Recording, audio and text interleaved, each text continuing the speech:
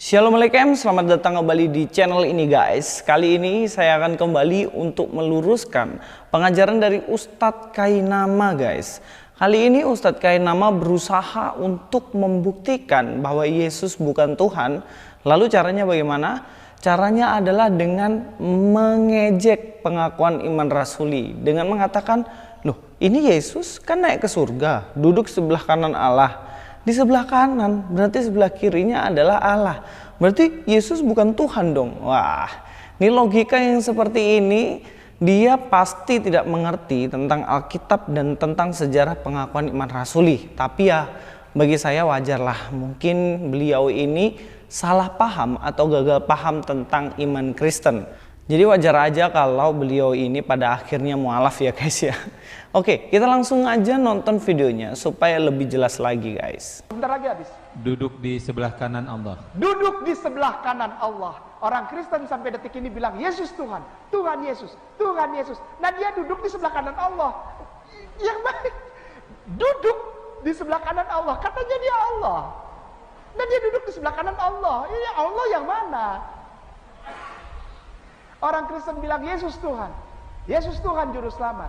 Dia duduk di sebelah kanan Allah.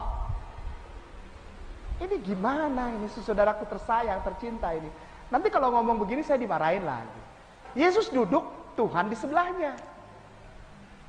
Gimana satu? Ustadz maaf terusin, ini makin lama makin lucu. Seperti yang Ustadz Kainama katakan, Yesus diragukan ketuhanannya karena dikatakan di situ Yesus duduk di sebelah kanan Allah. Nah teman-teman, sebenarnya hanya orang yang tidak pernah belajar tentang Alkitab atau teologi yang bingung dengan kalimat ini. Sebab kalimat ini sebenarnya sangat mudah untuk dipahami bagi mereka yang pernah duduk di STT atau belajar teologi. Karena ini pemahaman yang sangat mendasar sekali dalam iman Kristen.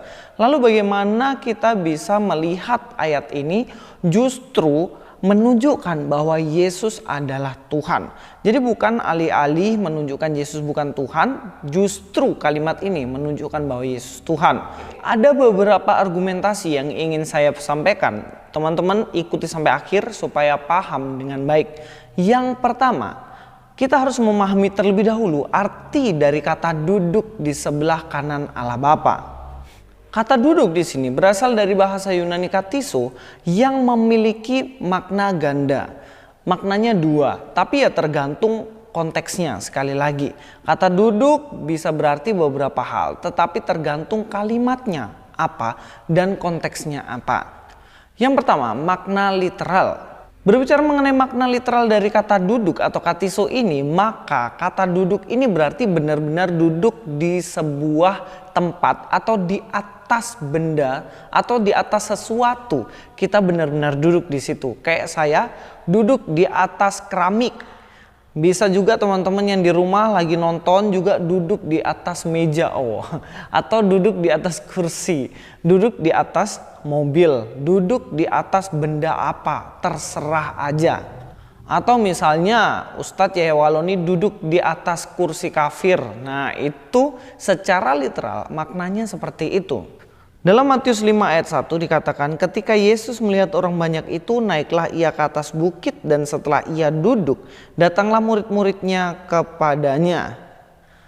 Di sini kalau kita lihat ayat ini dikatakan Yesus duduk kemudian para murid datang.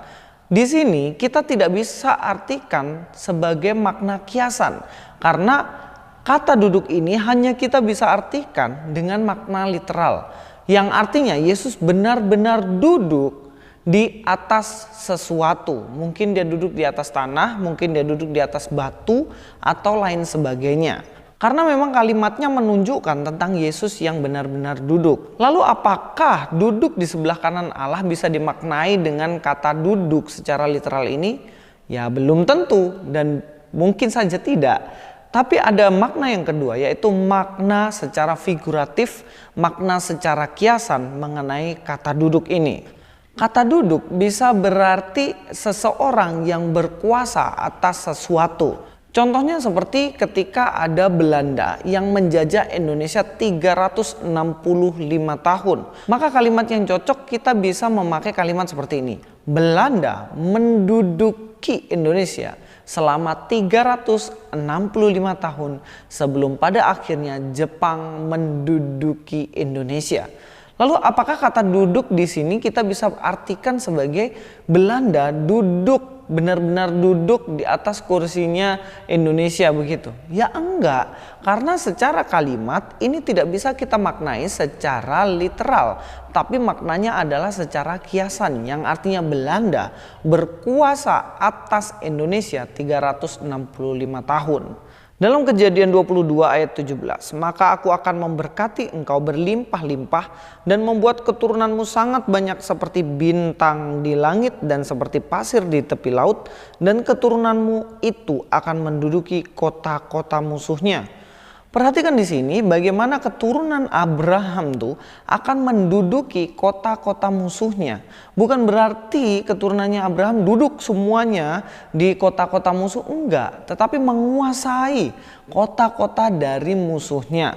Ini tergenapi ketika Yosua membawa bangsa Israel masuk ke tanah Kanaan, kemudian menguasai seluruh wilayah itu, sehingga keturunan Abraham benar-benar menduduki kota-kota pada waktu itu. Sekali lagi saya katakan ini bermakna bahwa duduk itu juga berarti tentang kekuasaan yang dimiliki. Nah, dari dua makna ini, secara literal dan juga secara figuratif, mana yang lebih cocok untuk mengartikan kata duduk di sebelah kanan Allah? Di dalam Kristen tentunya kita percaya bahwa Allah itu tidak berwujud sebagai manusia. Allah yang adalah roh, atau kalau dalam agama seberang kan dikatakan zat ya. Yang artinya kita tidak tahu apa wujud Allah sesungguhnya. Yang jelas dia transenden. Dan ini kalau kita maknai Yesus duduk di sebelah kanan Allah. Kalau kita mengatakan seperti ini seakan-akan Allah itu memiliki wujud fisik. Padahal enggak. Sehingga kata ini tidak bisa kita artikan secara literal. Duduk sebelah kanan Allah sebenarnya hanya bisa kita artikan secara kiasan atau secara figuratif. Lalu maknanya apa sebenarnya? Yesus duduk di sebelah kanan Allah itu berarti bahwa Yesus juga berkuasa seperti Allah, yang mana ia memerintah umatnya, ia memerintah berkuasa atas seluruh dunia ini dan atas seluruh surga bersama-sama dengan Allah, seperti hakikat yang ia miliki.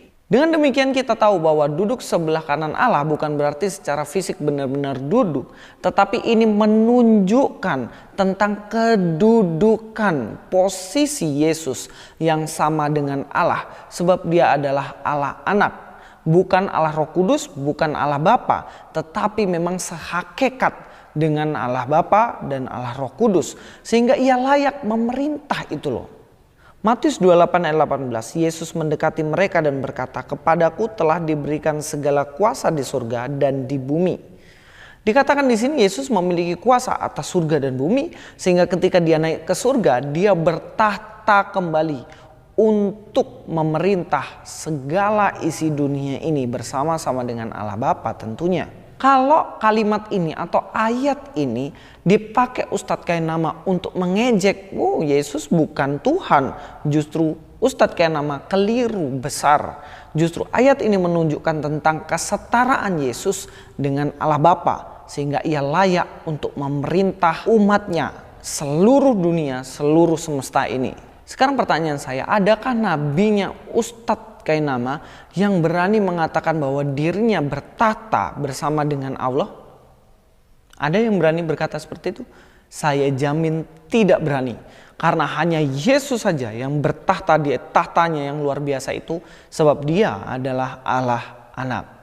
Sebelum saya mengakhiri video ini, saya lupa satu hal. Bahwa kata duduk sebelah kanan Allah yang dikutip Ustadz Kainama adalah pengakuan iman rasuli yang merujuk kepada kitab Mazmur 110. Dikatakan dalam Mazmur 110 ayat pertama, Mazmur Daud, demikianlah firman Tuhan kepada Tuanku. Perhatikan di sini, firman Tuhan kepada Tuanku. Tuannya Daud siapa? Yaitu Mesias. Duduklah di sebelah kananku sampai kubuat musuh-musuhmu menjadi tumpuan kakimu. Jelas ayat tersebut digenapi oleh Yesus Kristus, yang mana ketika ia berkuasa dan menang atas musuh-musuhnya, yang artinya musuhnya bukan Romawi. Di sini musuhnya adalah maut atau dosa. Dia menang atas maut, dia menang atas dosa, dan kemudian ia bertahta di tahtanya yang telah ia miliki di dalam kekekalan. Terima kasih untuk teman-teman semuanya yang mau belajar secara mendalam tentang Alkitab melalui ini. Mudah-mudahan kita semuanya nggak disesatkan oleh statement dangkal dari Ustadz Kainama, tapi kita mengenal sedemikian baik tentang Alkitab kita, sehingga kita tahu setiap kalimat dalam Alkitab itu memiliki makna yang luar biasa dan begitu mendalam. Sampai ketemu di video selanjutnya. Luis Prasetyo di sini. God be with you all.